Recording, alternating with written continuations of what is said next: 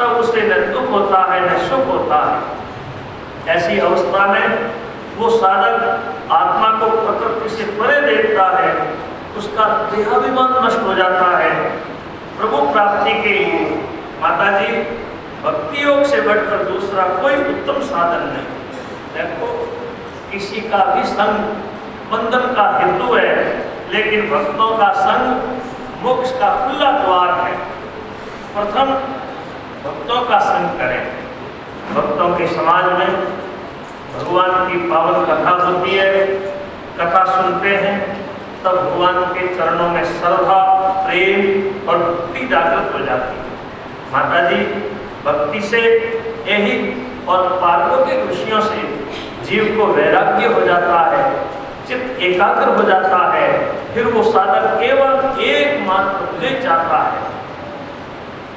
माता जी तब मैं उस साधक को इसी जन्म में प्राप्त हो जाता हूँ और वो परम शांति पा लेता है। माँ बोली बेटा मेरे करने योग्य जो भक्ति हो मुझे बताओ। मैत्रेय जी बोले बेटो, माँ की बात सुनकर के कपिल जी ने सांख्य भक्ति और योग का वर्णन किया और कहा माता जी इंद्रियों के सहित मन की भगवान में जो निश्चल वर्ती है वो भक्ति मुक्ति से भी बढ़कर है। वो भक्ति सूक्ष्म शरीर को भी जलाकर भस्म कर देती है। ऐसा भक्त सायुज्य मुक्ति नहीं चाहता। भक्तों को मेरे दिव्य रूपों का दर्शन निरंतर होता रहता है। भक्तों को अणिमादी सिद्धियां स्वयं प्राप्त हो जाती है। काल से कभी भी भक्त का नाश नहीं होता। जो विषयों में आसक्ति छोड़ करके अनन्य भाव से मेरा भजन करते हैं तो भगवान कहते हैं कि मैं उन्हें संसार सागर से पार कर देता हूँ। माता जी मेरी शरण में आए बिना प्राणियों का मृत्यु भय कभी नहीं मिट सकता। देखो मद भया वाति वातोयम सूर्य तपती मद भया, मेरे डर से वायु चलती है, मेरे डर से सूर्य तपता है, मेरे डर से इंद्र वर्षा करते हैं, मेरे डर से अग्नि जलती है, मेरे डर से मृत्यु भी मेरे प्राणियों का संहार करती है। इसलिए मेरा भक्त नाम संकीर्तन के द्वारा बड़ी सरलता से मेरे चरणों में आ जाता है। फिर मेरे भक्त को देखकर मृत्यु भी डरती है। संसार में मनुष्य का परम पुरुषार्थ यही है कि वो भक्त निष्काम भक्ति के द्वारा अपना मन मेरे चरणों में स्थिर कर दे। त्रिपुरेण भक्ति योगेन मनोमय्यम स्थिरम। कपिल जी बोले माता जी मैंने संक्षेप में भक्ति के स्वरूप का वर्णन आपसे कहा, अब सांख्य शास्त्र का सिद्धांत सुनो। इसमें देखो 24 तत्वों का वर्णन है। पंच तन्मात्राएं, पंच महाभूत, अंतःकरण चतुष्टय, 10 इंद्रियां, ये 24 तत्व है। इनसे एक अंड की रचना हुई। पहले ये जड़ अंड था, ब्रह्म उसमें प्रविष्ट हुए, तब उसकी संज्ञा ब्रह्मांड हुई। इस ब्रह्मांड में 14 लोक कल्पित है। यही भगवान का स्थूल रूप कहा जाता है। जब तक हम भगवान के स्थूल रूप को नहीं जान लेते, भगवान के सूक्ष्म स्वरूप का ज्ञान नहीं हो सकता है। कहने का भाव है जड़ता का त्याग किए बिना चेतन की अनुभूति नहीं हो सकती। माता जी शरीर में रहता हुआ भी जीव प्रकृति के सुख दुख आदि गुणों से लिप्त नहीं होता, क्योंकि जीव निर्गुण होने से अकर्ता है, अविकारी है। गोस्वामी जी लिखते हैं ईश्वर अंश जीव अविनाशी चेतन अमर सहस्त्र अमल बताया है। यानी कुछ भी विकार है नहीं। ये जीव निर्गुण होने से अकर्ता है, अविकारी है। साधक को चाहिए संसार में आसक्त को धीरे धीरे संसार से हटाने की चेष्टा करें। यम नियम की साधना करें, किसी से वैर नहीं करें, थोड़ा बोलें, थोड़ा भोजन करें, प्राणियों में समदृष्टि रखें, एकांत में निवास करें, भगवत इच्छा से जो मिल जाए उसमें संतोष करें, शरीर और स्त्री पुत्र आदि में अहंता ममता का त्याग करें। प्रकृति और पुरुष का त्याग हुए बिना मुक्ति नहीं हो सकती। तो प्रकृति और पुरुष उसका विचार करें। प्रकृति शरीर है जो 24 तत्वों से बनी है। इसमें रस, रक्त, मांस, मेदा, मज्जा, अस्थि, शुक्र, ये 7 धातुएं हैं। मैं इनमें से कोई भी धातु नहीं हूँ। अविद्या ने मुझको इसमें कैद करके रख छोड़ा है। ऐसा विचार करके भगवान से प्रार्थना करें, हे प्रभु मैं आपका ही अंश हूँ। संकल्प से मैं इस जन्म मरण के चक्र में फंस गया हूँ। कई दिनों से आपका साथ छूट गया है। अब आपका वियोग सहन नहीं होता। आप मेरे अपराध को क्षमा करें, आप मेरा उद्धार करें। ऐसी निरंतर प्रार्थना करने से उस प्राणी पर भगवान की कृपा हो जाती है। भगवान उस जीव को अपना लेते हैं। देवहूति बोली, बेटा तुम्हारे उपदेश से मुझे शांति मिली, लेकिन एक संदेह है। आपने कहा कि मुक्ति के लिए प्रकृति पुरुष का त्याग होना जरूरी है, लेकिन ऐसा होना कठिन है, क्योंकि पुरुष के बिना प्रकृति की सत्ता नहीं और प्रकृति के बिना पुरुष की सत्ता नहीं रह सकती।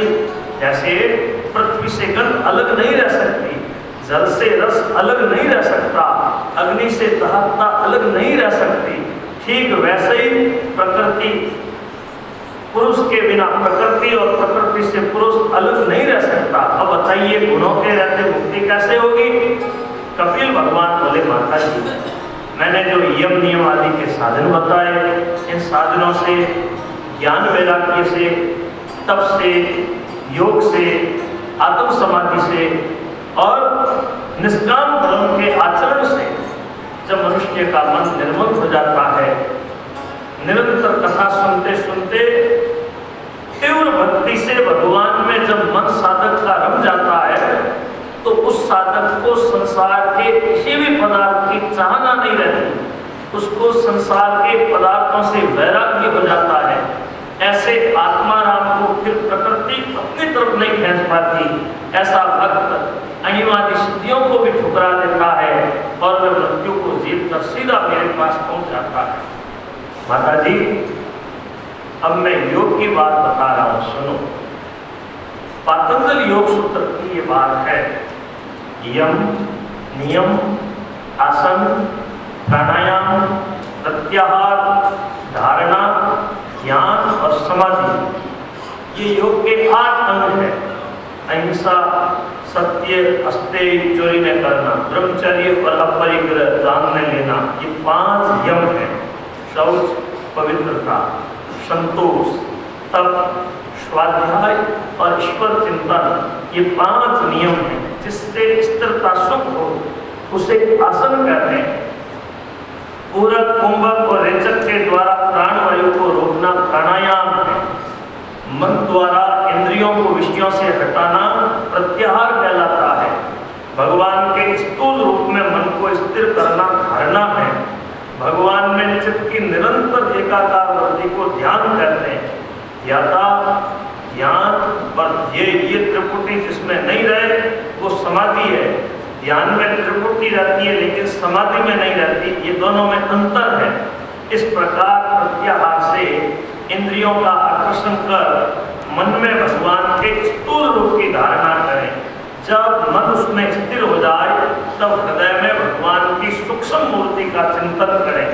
सबसे पहले भगवान के दोनों चरणों का ध्यान करें, फिर जांघों का, उर्वों का, नाभि का, वक्षस्थल का, कंठ का, भगवान की विशाल भौहों का, आगे कंठ की कौस्तुभ मणि का, फिर भगवान के मुख कमल का, फिर भगवान की प्रसन्न चितवन का, हास्योक्त मुख का ध्यान करें। सुस्मितम भावीर मुख। इस प्रकार साधक सब अंगों का ध्यान कर भगवान की छटा को नियंत्रित करें, दूसरा कुछ भी चिंतन नहीं करें। ऐसी अवस्था में वो साधक परमानंद प्राप्त करता है और वो भगवान की विभूतियों का अनुभव कर लेता है। संसार के सुख दुखों से उसका संबंध ही नहीं रहता और वह संसार में जीवन मुक्त होता है। इस अवस्था में उस साधक का संसार कुछ भी अहित नहीं कर सकता। वो साधक संसार को स्वतंत्र की तरह देखता है। वो साधक भगवान की कृपा से प्रकृति को जीतकर अपने स्वरूप में स्थित हो जाता है। देवहूति बोली, बेटा भक्ति योग के भेद कितने हैं। भगवान बोले माता जी सब मनुष्यों के स्वभाव अलग अलग है, तो मनुष्यों के स्वभाव और मनुष्यों के गुणों को लेकर के भक्ति के भी अनेकों भेद हो जाते हैं। मैं संक्षेप में कह रहा हूँ, जो मनुष्य हिंसा, मत्सर, कपट को लेकर मेरा भजन करता है वह तामस भक्त है और उसकी भक्ति भी तामसी है। जो यज्ञ, ऐश्वर्य और विषयों का संकल्प कर मेरा भजन करता है वह राजस भक्त है और उसकी भक्ति भी राजसी है। मेरी प्रसन्नता के लिए, पाप निवृत्ति के लिए जो सब कर्म मुझे अर्पण करता है वो सात्विक भक्त है और उसकी भक्ति भी सात्विक ही है। इसमें उत्तरोत्तर श्रेष्ठ है, 9 प्रकार की है। श्रवणम कीर्तनम विष्णु, स्मरणम पाद सेवनम, अर्चनम वंदनम दास्यम, सख्य आत्मनिवेदनम। इसमें प्रत्येक के सात्विक, राजस और तामस भेद से अनेकों भेद हो जाते हैं। भक्ति रस का आस्वादन करने वाला भक्त मुक्ति नहीं चाहता। ऐसी भक्ति सत्संग से, कथा सुनने से, यम नियम का पालन करने से और सद्धर्म का अनुष्ठान करने से मिलती है।